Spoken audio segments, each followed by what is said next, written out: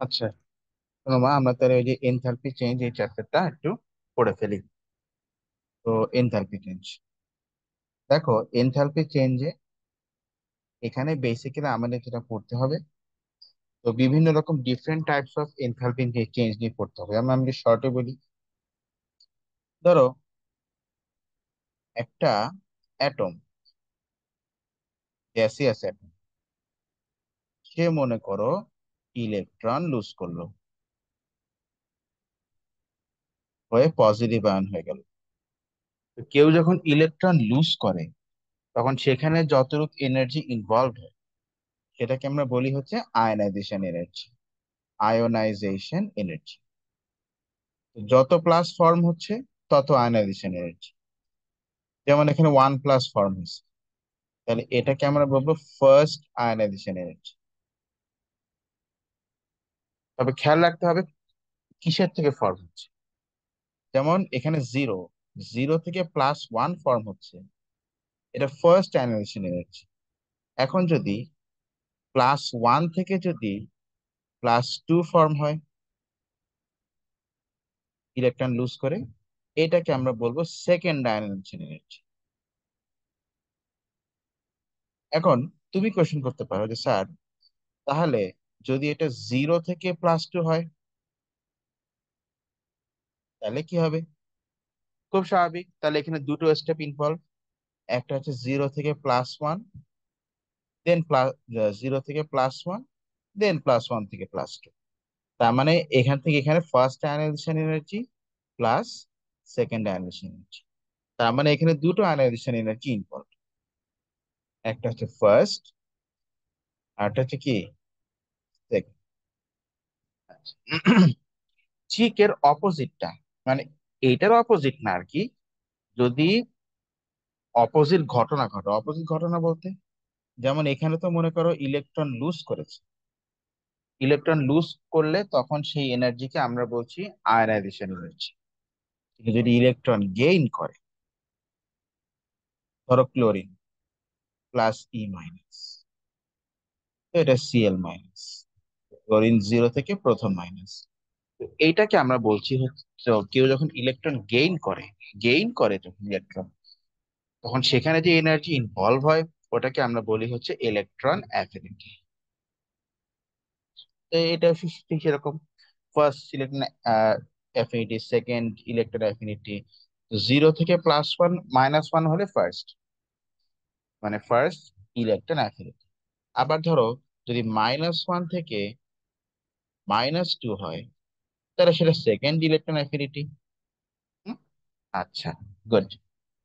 এখন দেখো যেটা বলছিলাম, তো এখানে আরো কিছু, তাহলে আমরা আরো কিছু এনথালপি চেঞ্জের ডেফিনেশন আমরা জেনে নিই। যেমন আমরা কিন্তু আয়নাইজেশন এনার্জি জানলাম, হুম, তারপর হচ্ছে ইলেকট্রন অ্যাফিনিটি জানলাম। এখন আরো কিছু আমরা জেনে নিই। যেমন ধরো তুমি যদি অ্যাটম ফর্ম করো, গ্যাসিয়াস অ্যাটম,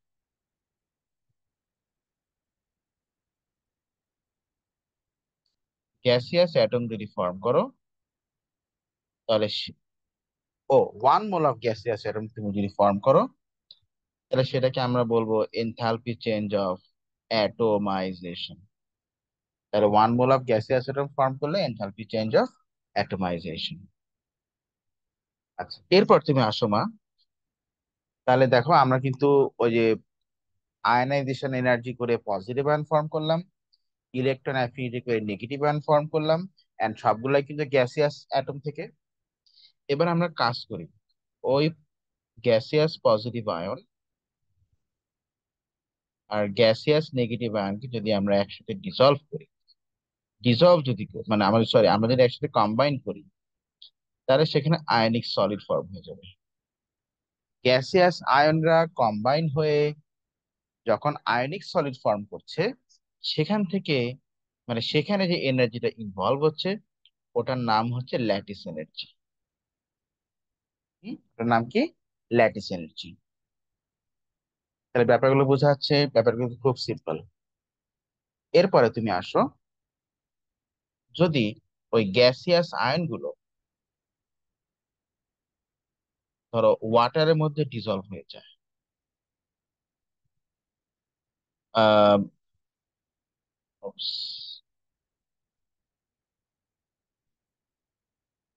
তাহলে তো অ্যাকোয়াস হয়ে গেল। তখন সেই এনথালপি চেঞ্জকে আমরা বলি হাইড্রেশন এনার্জি বা হাইড্রেশন এনথালপি।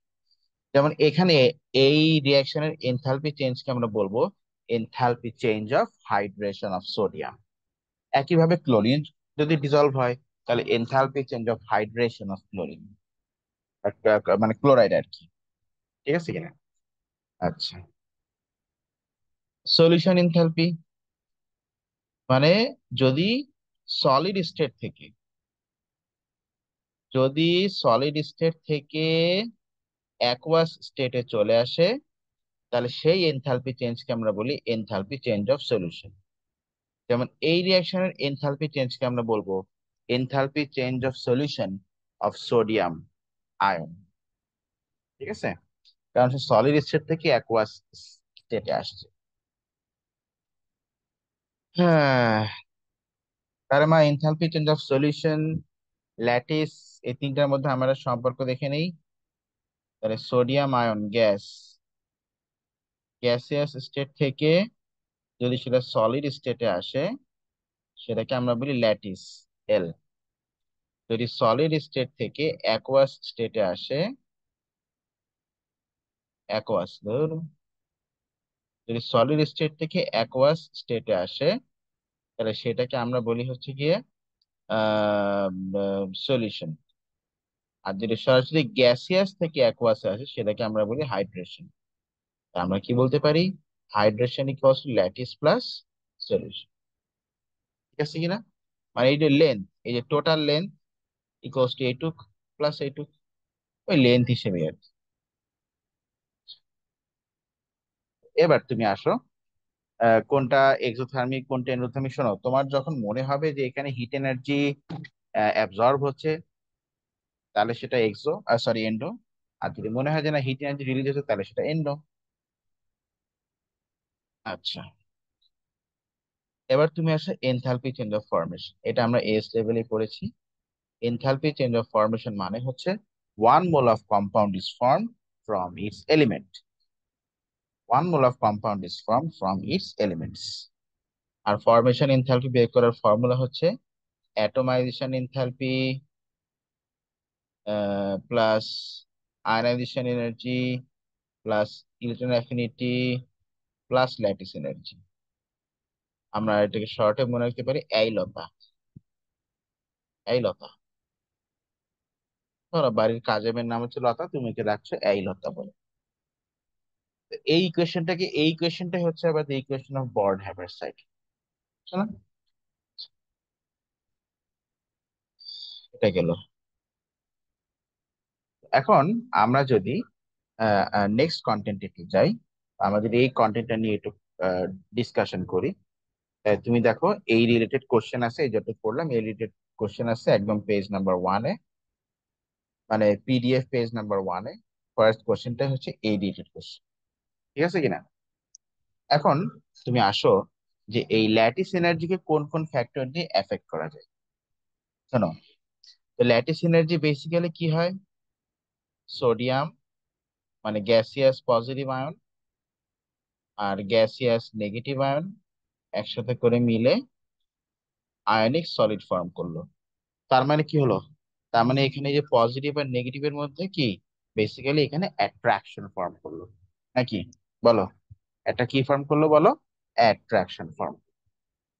এখন তো এই অ্যাট্রাকশন যদি বেশি হয় তাহলে ল্যাটিস এনার্জি কি হবে? বেশি হবে। আর অ্যাট্রাকশন যদি কম হয় তাহলে ল্যাটিস এনার্জি কি হবে? কম হবে। তো তুমি নিশ্চয়ই ফিজিক্সে পড়েছো যে force of attraction is equal to k q q by r square.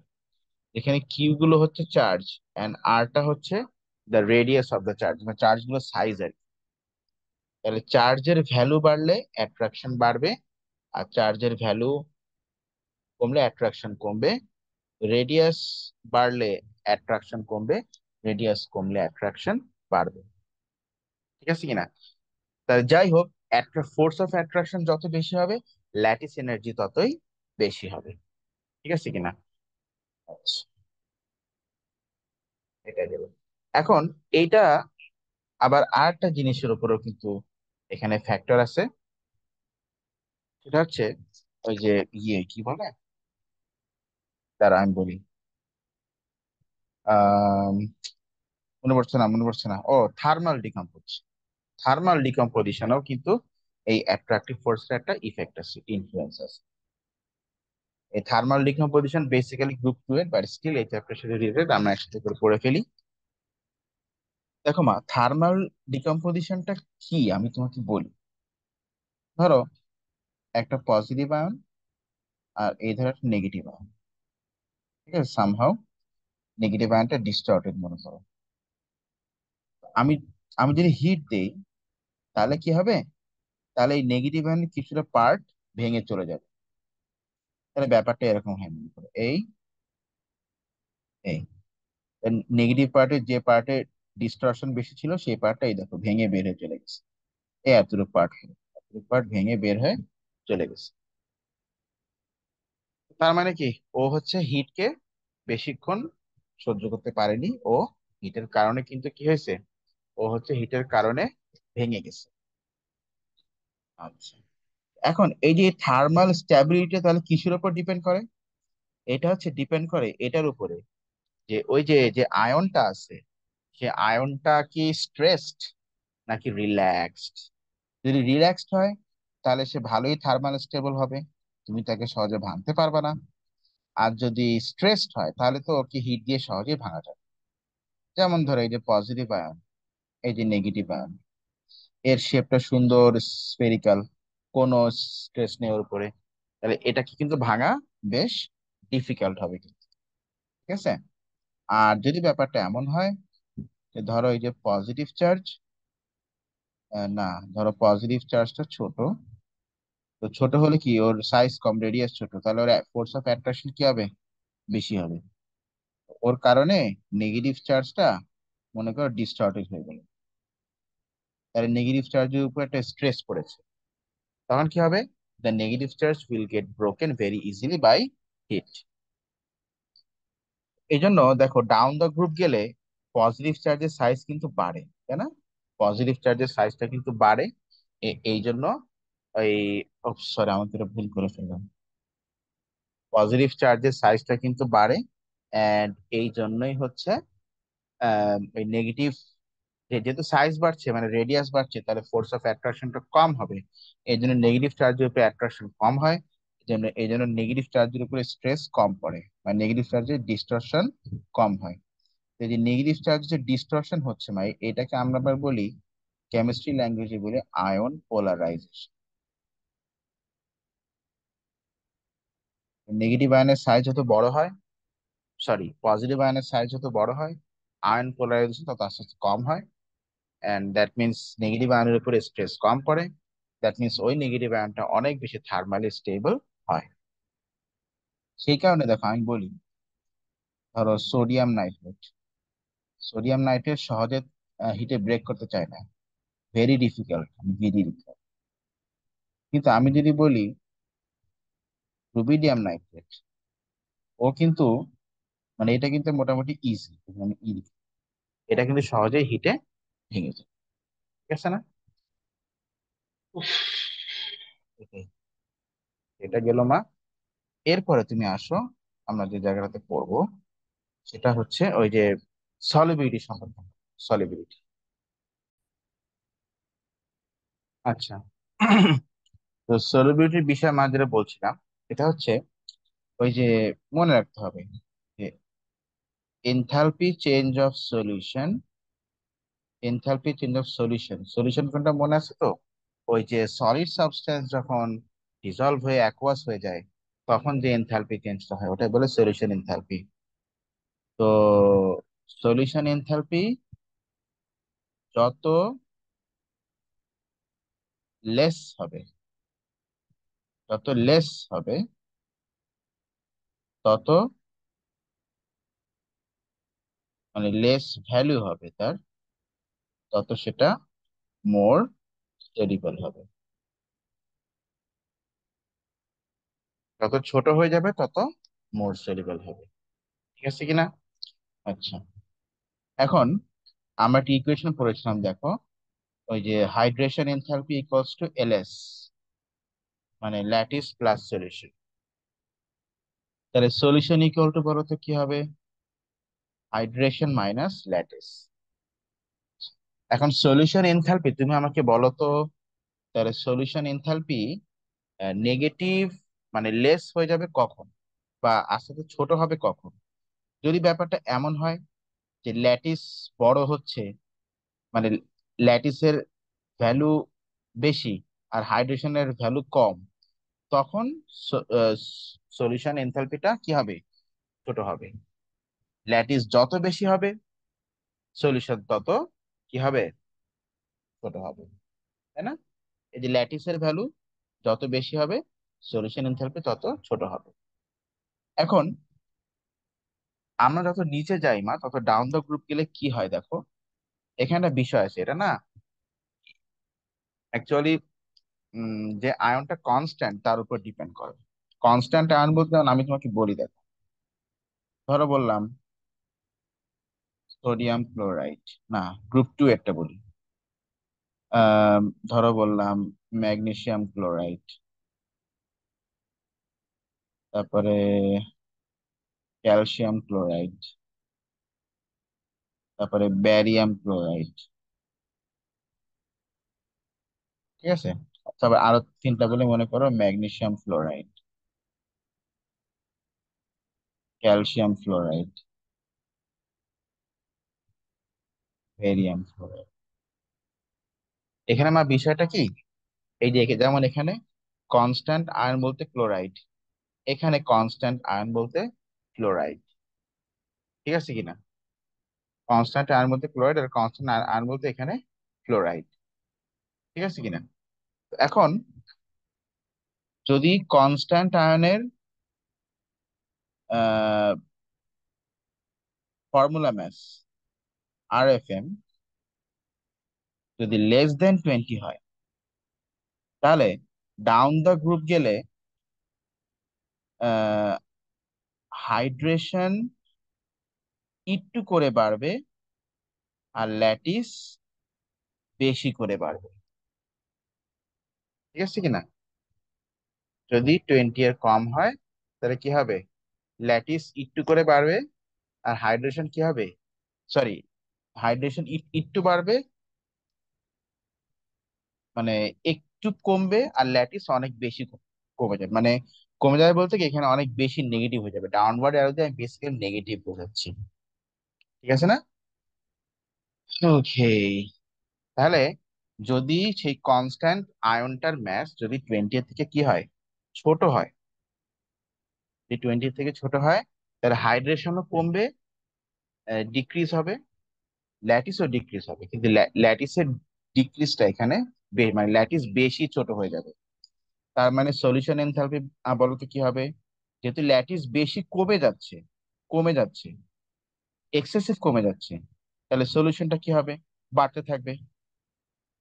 Solution বাড়লে তার মানে সলিবিলিটি আবার কমতে থাকবে, কারণ আমরা পড়ছি যে লেস ভ্যালু হলে মোর সলিবল। তাহলে মোর মোর ভ্যালু মানে ভ্যালু বাড়লে কি হবে?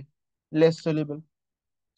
আর যদি কনস্ট্যান্ট আয়নের ম্যাস, যেমন আর কনস্ট্যান্ট আয়নের ফর্মুলা ম্যাস যদি 20 বা তার বেশি হয়, তখন ডাউন দ্য গ্রুপ গুলো হাইড্রেশনও কমবে, ল্যাটিসও কমবে, কিন্তু হাইড্রেশনটা বেশি কমবে, মানে হাইড্রেশন বেশি ছোট হয়ে যাবে। তাহলে হাইড্রেশন বেশি ছোট হয়ে যাচ্ছে, তার মানে কি, তাহলে সলিউশন এনথালপি তখন বেশি ছোট হয়ে যাবে, মানে লেস হয়ে যাবে। কারণ এইটা তো সরাসরি সলিউশন আর ল্যাটিস তো অপোজিট, কারণ এখানে মাইনাস আছে। তাহলে এখানে সলিউশন এনথালপি আস্তে আস্তে মানে আস্তে আস্তে আরো ডিক্রিজ হবে। এই জন্য এই জন্য সলিবিলিটি কি হবে? বাড়বে। ঠিক আছে কিনা? এই হচ্ছে ব্যাপারটা, সলিবিলিটির ব্যাপারটা হয়ে গেল। এবার তুমি আসো, এনট্রপি।